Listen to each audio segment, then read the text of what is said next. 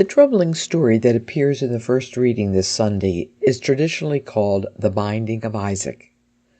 Having received his long-hoped-for son, Abraham now receives instructions from God to offer the boy as a burnt offering. At the very last minute, God intervenes, but not before it becomes clear to Isaac, and to we, horrified readers, that Abraham is ready to go through with the ritual. Although Isaac goes free and Abraham is rewarded for his fidelity, no one feels good about the incident. Even the best biblical scholars today struggle to explain this story's original meaning. But scholars do know how this story was understood in Jesus' day, and that understanding is key to an interpretation of this Sunday's Gospel.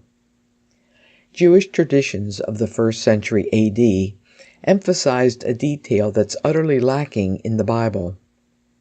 Isaac, they say, was a willing victim. He knew what God had demanded of his father, and he offered himself for the success of the covenant. Isaac emerges from these accounts as a martyr, a hero. Some of these stories even claim that Isaac died on the altar, but that God raised him and returned him to his father. These non-biblical traditions were widespread because the Jewish people in Jesus' day had only recently emerged from a time of persecution. Stories of good Jews sacrificing themselves for their nation were popular, and the binding of Isaac became such a story.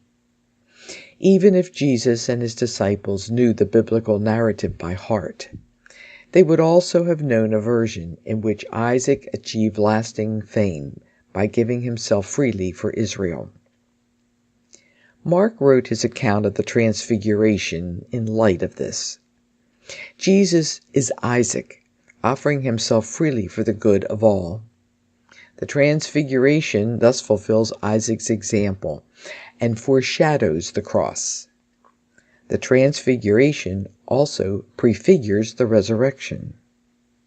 The events in today's Gospel passage symbolize the perfect obedience that led to Jesus' glory and the salvation of all of us. For Isaac, obedience brought forth a nation. For Jesus, self-offering led to glory. His was an obscure life and dishonorable death that somehow freed others to live and die in grace. Just so, we must offer ourselves for the good of others. If our quiet acts of transformation this Lent help even one person feel the love of God, then we have learned to live out the mystery of the Transfiguration.